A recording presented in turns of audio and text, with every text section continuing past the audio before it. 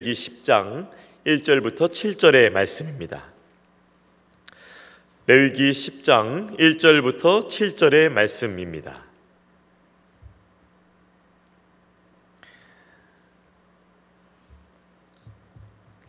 우리 교독하는 순서로 읽고 제가 먼저 읽고 마지막 7절은 함께 읽도록 하겠습니다. 아론의 아들 나답과 아비후가 각기 향로를 가져다가 여호와께서 명령하시지 아니하신 다른 불을 담아 여호와 앞에 분향하였더니 그들을 삼킴에 그들이 여호와 앞에서 죽은지라.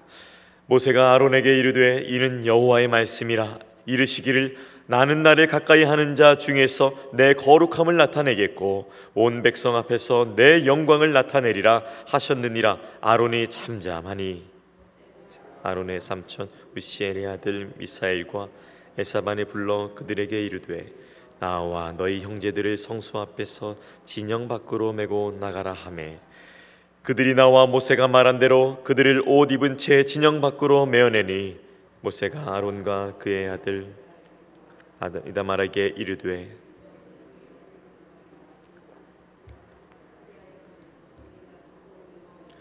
여호와의 진노가 온 회중에게 미침을 면하게 하라.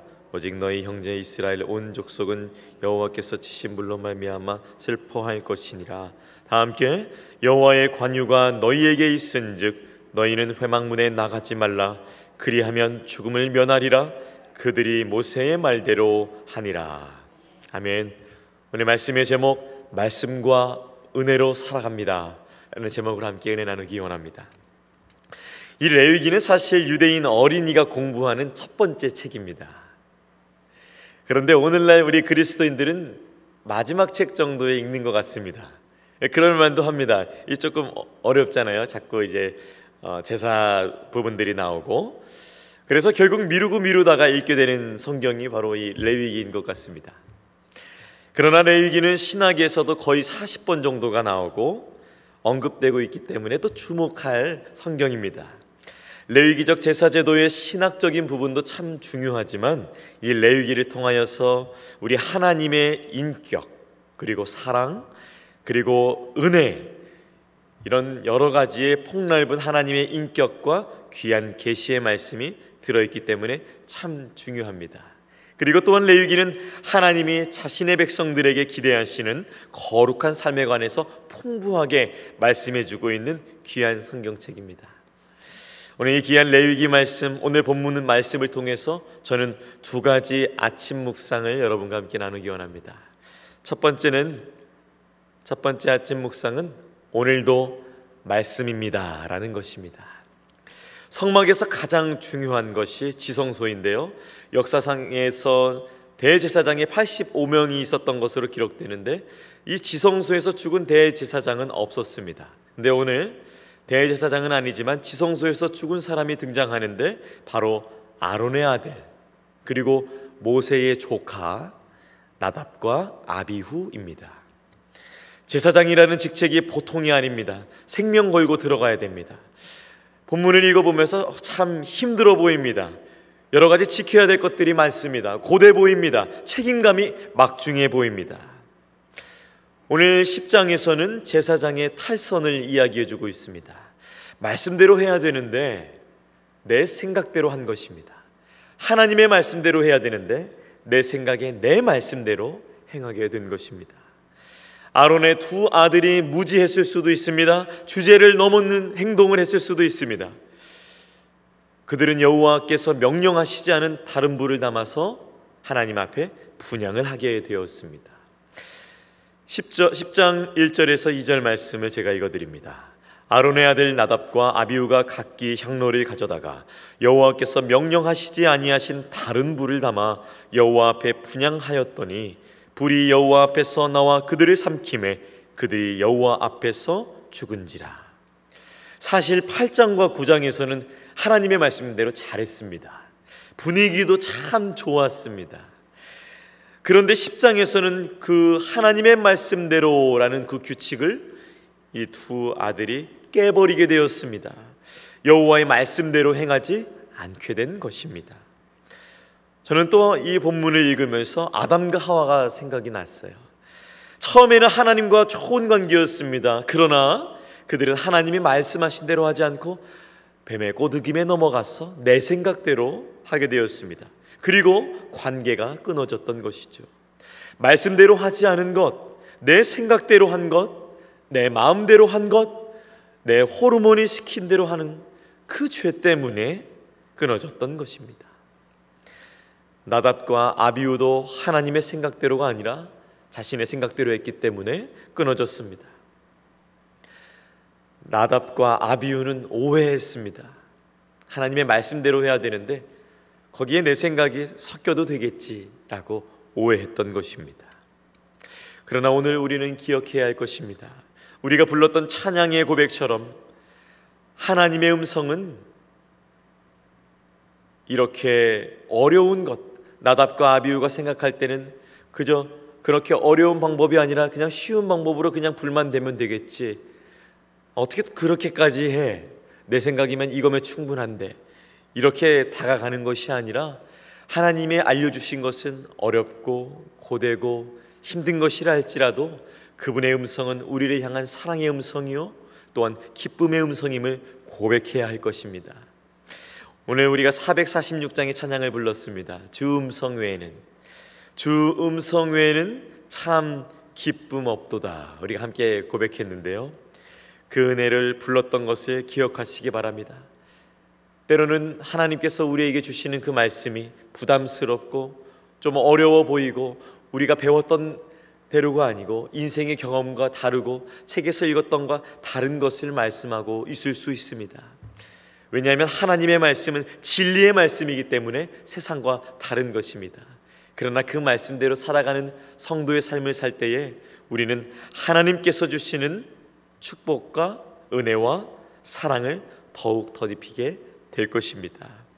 하나님의 말씀대로 살아가는 것이 또한 거룩한 삶을 이어가심을, 그렇게 이어가는 유일한 방법이심을 기억하는 이 아침이 되기를 바랍니다. 그리고 또한 하나님의 말씀대로 하는 것이 하나님 앞에 담대하게 설 수 있는 방법임을 기억하시기 바랍니다. 저는 오늘 말씀을 통해서 하나님의 말씀대로 하는 것이 우리에게 가장 큰 유익이라는 첫 번째 묵상을 하게 되었습니다. 두 번째 아침 묵상은 바로 이것입니다. 오늘도 은혜입니다. 모세의 두 아들이 하나님의 말씀대로, 아론의 두 아들이 하나님의 말씀대로 하지 않았습니다. 아론이 어땠을까요? 3절에 보니까 끝에 아론이 잠잠하니라는 말씀이 나옵니다. 왜 잠잠한지는 성경에 자세하게 기록되어 있지 않지만 이 상황을 한번 살펴보시면 아론의 마음이 어땠을지 충분히 이해가 갑니다. 아론이 얼마나 슬펐을까요? 그는 어떤 생각을 했을까요? 하루아침에 자녀를 잃은 부모의 마음은 어땠을까요? 이 말로 다할 수 없는 슬픔이었을 것입니다. 그러나 제사장이 하나님의 말씀대로 하지 않은 것은 아론이 보기에도 큰 사건이었습니다. 아론은 이제 자기 자신과 남은 두 자녀, 아론이 아들이 4명이었거든요. 2명이 지금 죽고 2명이 이제 남았습니다. 남은 두 자녀와 자기 자신 그리고 이스라엘 온 백성에게까지 이제 하나님의 진노가 임할 것을 알았습니다. 아론은 하나님이 누군지 확실히 알아요. 출애굽할 때에 모세 옆에서 지켜보면서 하나님이 어떤 분이신지 뼛속까지 알고 있습니다. 그래서 아마 아론은 두려웠을 테고 슬펐을 테고 어찌할 바를 몰랐을 것입니다.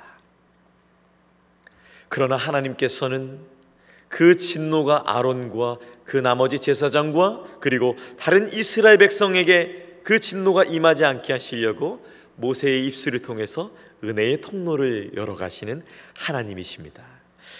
하나님은 그분의 백성을 잊지 않으시고 출애굽하셨던 그 은혜의 하나님, 그 하나님께서 모세를 통하여서 은혜의 통로를 열어가십니다. 모세가 6절의 말을 이렇게 합니다. 제가 읽어드리겠습니다. 모세가 아론과 그의 아들 엘르아살과 이다말에게 이르되 너희는 머리를 풀거나 옷을 찢지 말라. 그리하여 너희가 죽음을 면하고 죽음이 있다는 것입니다. 눈앞에 여호와의 진노가 온 회중에게 미침을 면하게 하라. 온 이스라엘 회중에게 오늘 이 사건으로 인하여서 진노가 임할 것이라는 것이었습니다. 오직 너희 형제 이스라엘 온 족속은 여호와께서 치신 불로 말미암아 슬퍼할 것이니라. 다른 불을 들인 것, 그걸로만으로 슬퍼하자고 모세가 정리해주고 있습니다.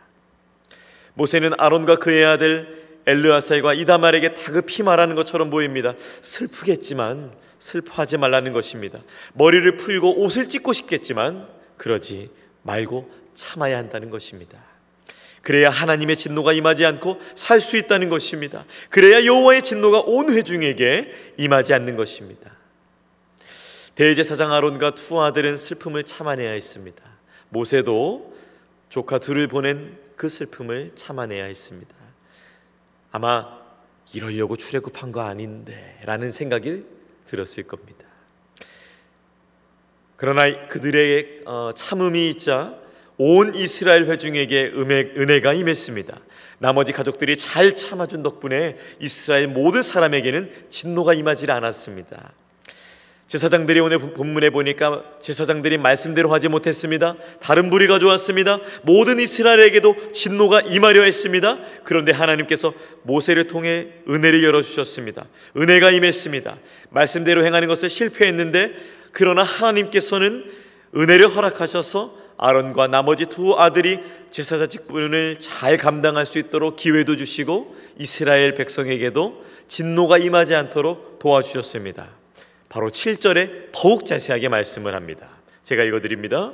여호와의 관유가 너희에게 있은즉 너희는 회막문에 나가지 말라. 그리하면 죽음을 면하리라. 그들이 모세의 말대로 하니라. 이 관유라는 말이 나오는데요, 관유라는 감람류의 몰약, 육개, 창포, 계피 이런 것들을 향품을 섞어서 만든 기름을 말합니다. 이 당시에 이제 머리에 뿌리거나 부어서 발랐던 기름인데요, 이 관유는 성막이나 증거궤, 성막의 기구 등 또 아론과 그 아들들에게 발라서 또 지극히 거룩한 물건들과 사람들을 구별하는 데에 사용한 기름입니다. 쉽게 말씀드리자면 바르면 거룩해질 수 있다는 기름입니다. 하나님께서 이것을 통로를 열어주셨던 것이죠. 출애굽기 30장에 자세히 나와 있습니다.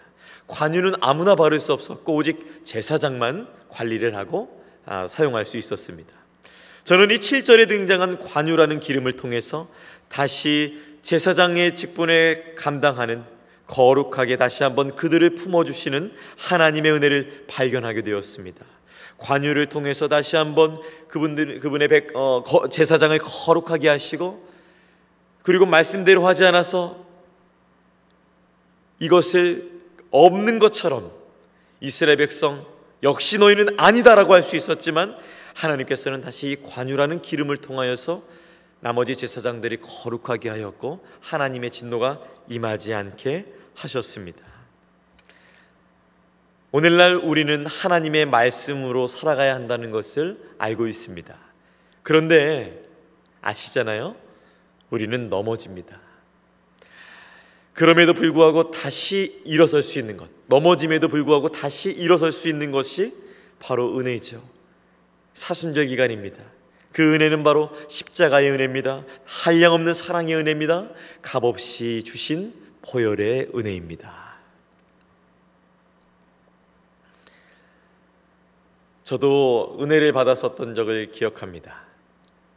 중학교 1학년 때인데요, 주일 아침이었는데 이제 친구를 이제 전도하려고 그 친구를 어떻게 할까 하다가 그 친구가 중학생인데 낚시를 좋아했어요.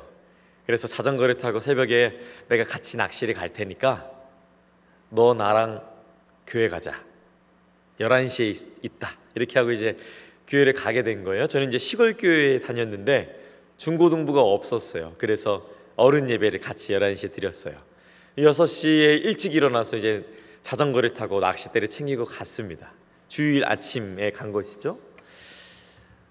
그런데 이제 낚시를 하고 이렇게 또 하고 나니까 친구랑 더 친해지고 이제 약속을 확인해야 되잖아요. 너 나랑 내가 낚시 가면은 너 교회 같이 가기로 했잖아. 근데 이 친구가 8시 반까지는 그 굳은 마음을 잘 지켜줬는데 이제 교회 갈 시간들이 되니까 이 친구도 마음이 약해지는 거예요.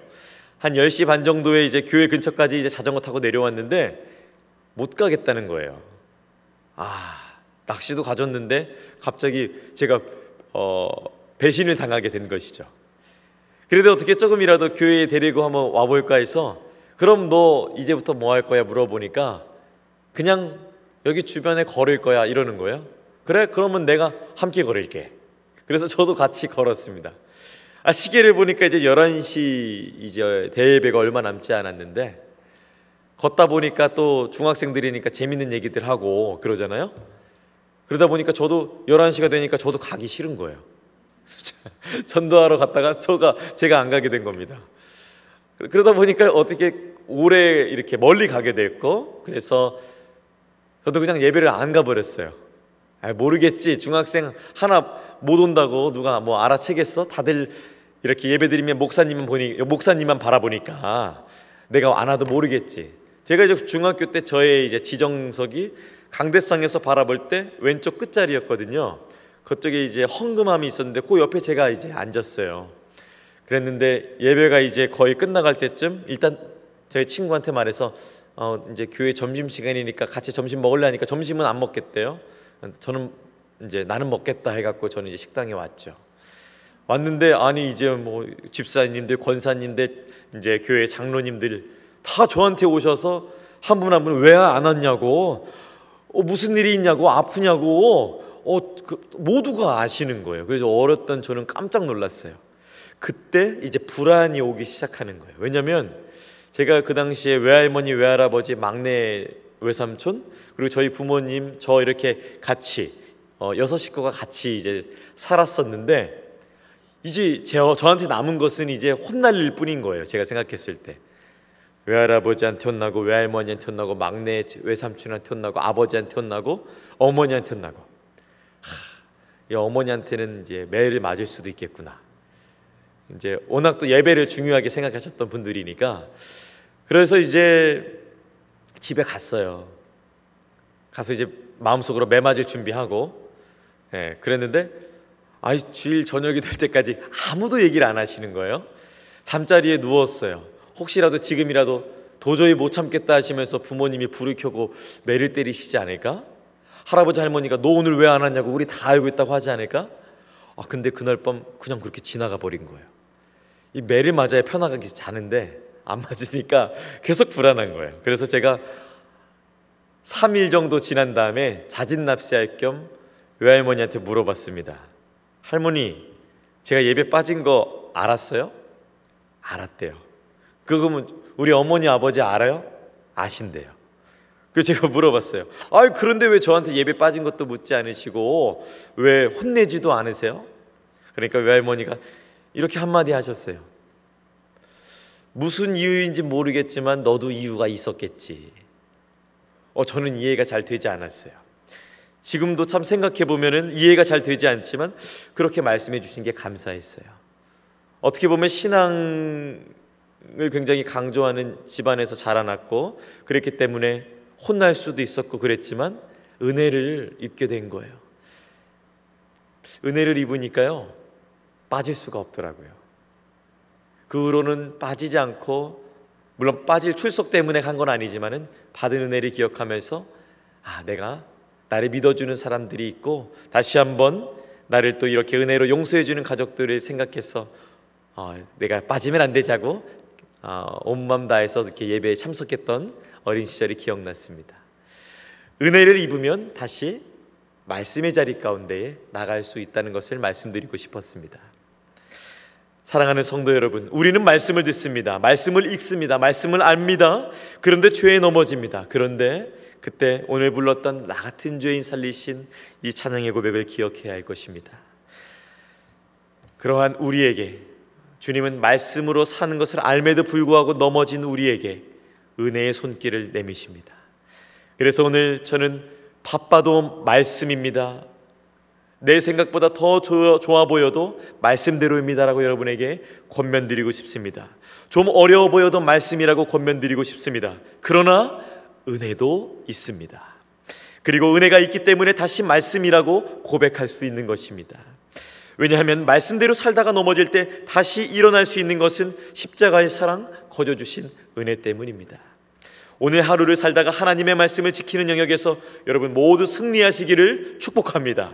그러나 무너지면 은혜의 영역으로 가시기 바랍니다. 말씀의 영역에서 무너지면 은혜의 영역으로 가야 되는 것입니다. 그리고 은혜의 영역에서 힘주시면 다시 말씀의 영역으로 가야 되는 것입니다. 이 말씀과 은혜 사이에서 예수 이름 꼭 붙잡고 오늘 하루 승리하시는 우리 지구촌 가족 모든 분들 될 수 있기를 예수님의 이름으로 축원합니다. 아멘. 기도하겠습니다. 하나님, 오늘 말씀을 통하여서 하나님은 말씀대로 하기를 원하십니다.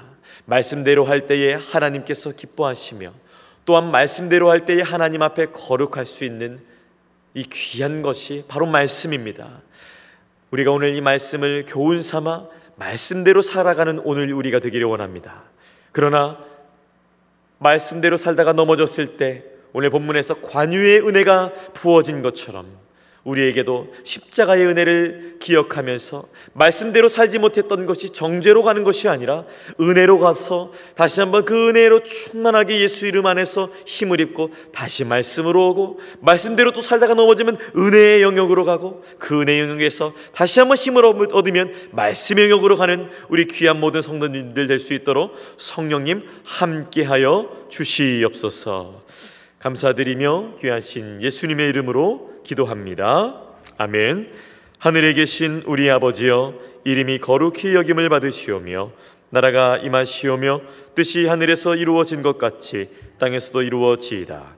오늘 우리에게 일용할 양식을 주시옵고 우리가 우리에게 죄 지은 자를 사하여 준 것 같이 우리 죄를 사하여 주시옵고 우리를 시험에 들게 하지 마시옵고 다만 악에서 구하시옵소서. 나라와 권세와 영광이 아버지께 영원히 있사옵나이다. 아멘. 계속해서 각자의 기도 제목